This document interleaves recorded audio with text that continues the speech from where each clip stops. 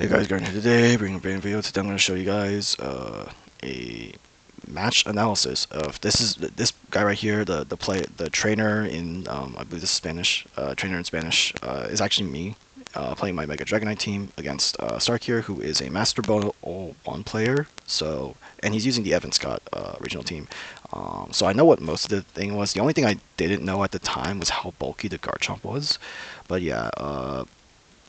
So heading into this matchup, like, obviously, in most matchups I want to bring Dragonite, but this is one of those matchups where you don't bring Dragonite. For Charizard's just so much better into this thing, right?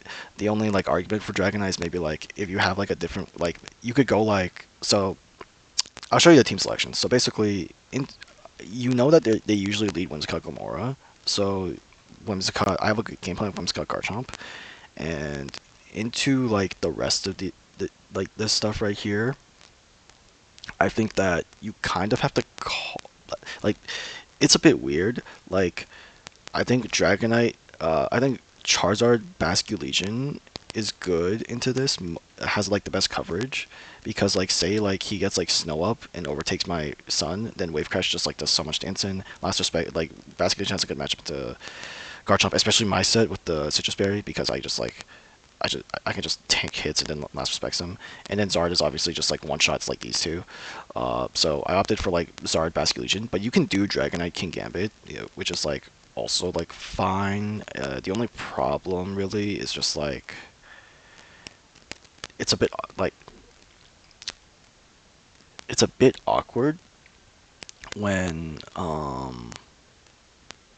what's the word, when you have Corviknight in front of you, because Flamethrower T-Ball like don't OHKO it, and then they can like respond with like body press into King Gambit, or just like brave, like just chipping your Dragonite and stuff.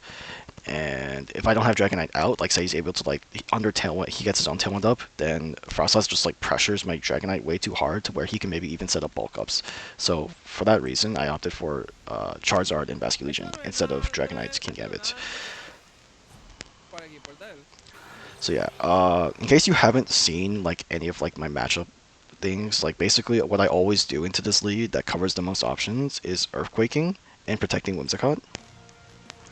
And then I swap out Whimsicott on turn 2 because to preserve it and get a late game Tailwind and clean up with my my back mons. So in this case, like if I swap Whimsicott out for Basculegion, and then Whimsicott plus Charizard is like my end game like duo where I get a late game Tailwind up, and then Moonblast should like cover if they bring Garchomp. Wait, he didn't, but like if he brought Garchomp, then Moonblast like handles the Garchomp, and then Heat Wave like kills the rest of his team. That's like the general game plan here. But he actually doesn't hit my Whimsicott at all, and he doesn't even Tailwind. He doesn't even Tailwind. He ups for, so yeah. So first thing I notice is, okay, my Garchomp is faster than his Whimsicott, which is like good to know, meaning that his Whimsicott's pretty bulky, which it is. And I take Gomora down to Sash. This is the essential part of the game plan. The reason why taking Gomora down to Sash is so important is because now, say he clicked Tailwind here, then I swap to Basculegion, right? That's one turn of Tailwind gone, and he gets like only a little bit of damage in the Basculegion. And then I Aqua Jet pin the Glamora. And it's like, okay, if Glamora Spiky Shields, that's one turn of Tailwind down, and then he has to swap it out or let it die, which is the last turn of Tailwind gone. And by that time, I just Poison Jab the Whimsicott, and then you have no late game Tailwind and 2 dead bonds, you know? So that's like the whole, that's why Earthquake Protect is like, into swap to Basculegion, Poison Jab Whimsicott is like my favorite line heading into this matchup. But yeah, he just doubles my Garchomp here. I think he was reading a Zard swap maybe because he went for Power Gem, but I don't really understand why you would do that anyways. Like, it just seems like a weird play to me. Um, I kind of get like not wanting to Tailwind, because if I Tailwind it as well, I have like Encore pressure on him. He knows that his Whimsicott kind of slow, and I know that he also knows like the EV spreads in my team, so he knows that my Whimsicott's fast. So I understand like maybe not wanting to get like the Tailwind off there. And then he does like this play where he actually reads me going for the poison jab here. Yeah, he actually reads the poison jab here, and goes to Corviknight.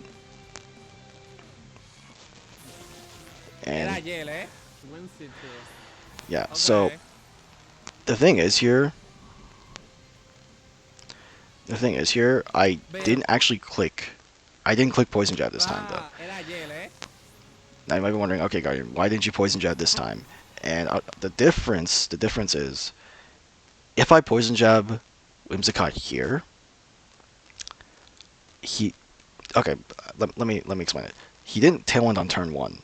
So if he Tailwinds on turn 2 here, and I Poison Jab the Whimsicott, that's 3 whole turns of Tailwind, where Frostlass is barraging my team with Blizzard Shadow Ball.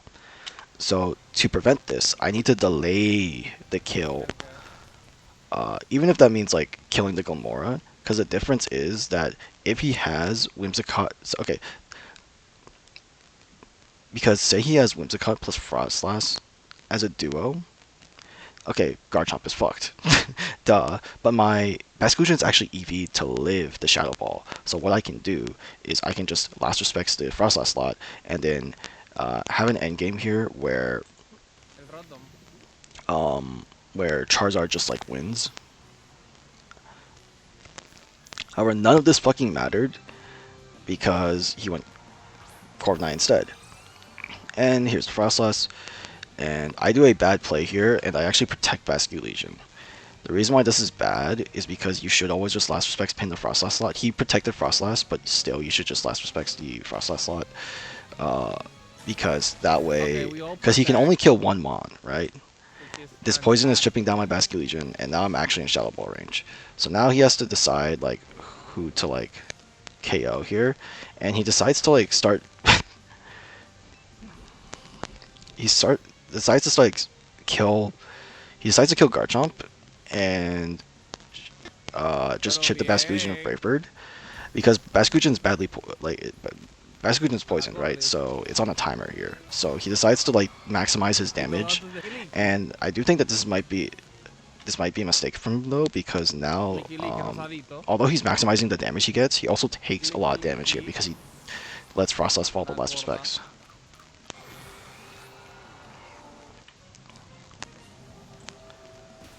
We just set it to 2x speed here.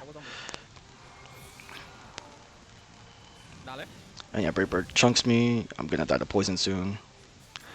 But the game is pretty much over here now, because now that Whimsicott is his last Mon, Charizard Y Heat Wave just like cleans up the game. I'm pretty sure I Weather Balled the Corviknight though, because the thing is, Heat Wave can miss, right? But Weather Ball can't. And I don't mind delaying the KO on Whimsicott, because its only attacking move usually is just Moonblast, which does literally no damage to Charizard Y. So I might as well just Weather Ball, get the guaranteed Weather Ball on Corviknight, and get the KO that way. So yep, Tailwind. He Tailwinds. Brave Birds doesn't even do half, and Weather Ball just nukes. And then, so we're running the best of 3 here, and I was like, okay, he could lead Whimsicott Frostlass to counter like the Garchomp lead, and I could go like King Gambit or Basculegion with Whimsicott. If I want a hard call out Whimsicott Frostlass lead, I could do King Gambit plus Charizard. The only this lead will guarantee you a win against Whimsicott Frostlass lead, but if he leads like Garchomp or Glamora, you're in a really bad spot. So it's like a little bit awkward. I guess if he leads Whimsicott Glamora, you can just like pivot out Charizard and like Iron Head like either of these spawns, but still, like I just don't want to bring King Gambit for the same reasonings as like the Corviknight thing. So I just opted to do the same thing and force him to adjust. Like I have like a game to work with here because I'm up 1-0, so it's just like, okay, I'm just gonna do the same thing and then see how he like responds to it. He does choose to leave Glamora behind and bring the Garchomp instead, for like a better matchup into Charizard, which is fine. And then yeah, so he leads Whimsicott Corviknight, and I'm gonna go, okay, so he's probably just gonna Tailwind and plus Brave Bird my Whimsicott, or he's gonna Moonblast Brave Bird double kill my Whimsicott. So, but if I protect here, it's just like I get nothing, dude, because like Garchomp's doing nothing, Whimsicott's doing nothing. So I decide, you know what? Both these Mons are really bad against Zard. It's highly unlikely if he does swing into Garchomp, it's just Moonblast. So what I'm gonna do is I'm just gonna fucking swap to Zard here. And yeah, just try to win off that. But the thing is, he actually went for bulk up, which was like, I think it's just like a really big blunder here, because the problem is now that you just get encored.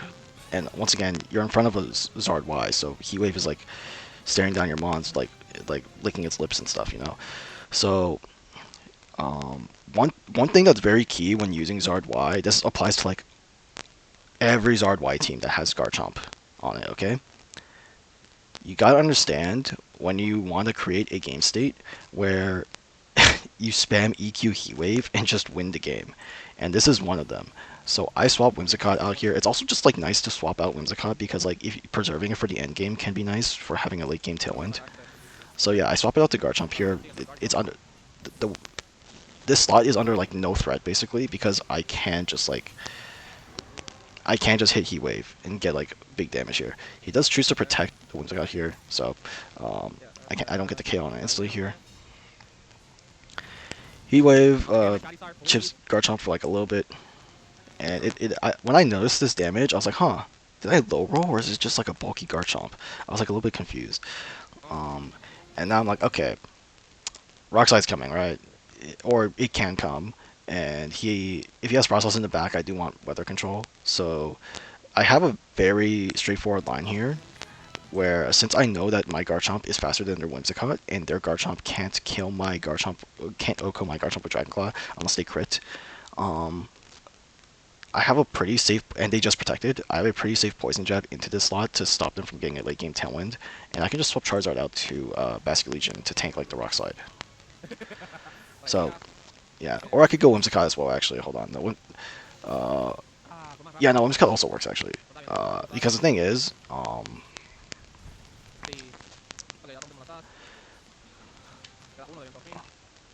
thing is, uh, Tailwind's gonna end eventually, right? So I actually want Whimsicott to be on the field, so that way after the dust clears, I want to have a state where I can just get the Tailwind up as soon as possible. So this actually makes sense for me. Instead of going Basculegion, I go Whimsicott. So yeah, so I do protect the Whimsicott, trying to get like, you know, I'm just stalling, right? I'm getting that like turn. I'm waiting for that turn to come where I can. Yeah, so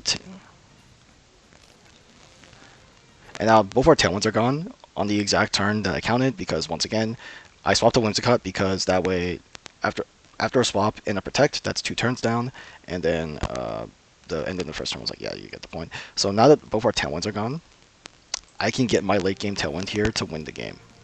This is what I saw like 2 turns ahead basically was, okay, I can swap the Whimsicott on the Rock Slide and then protect it, and then after Tailwind's gone, I get my late game Tailwind, and we're in a good spot. So yeah, I go for the late game Tailwind here. I'm like, okay, I know Corviknight's in the back, so I just gotta kill Garchomp, and Zard Y wins, right?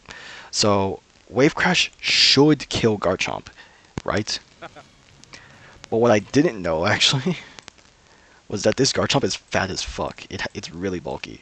So at the time, I didn't know this, and I just thought that Tailwind Wave Crash into Garchomp was like super free. And he lived. Now this isn't the worst, actually. I say this because he actually went for Auroraville, which is like interesting.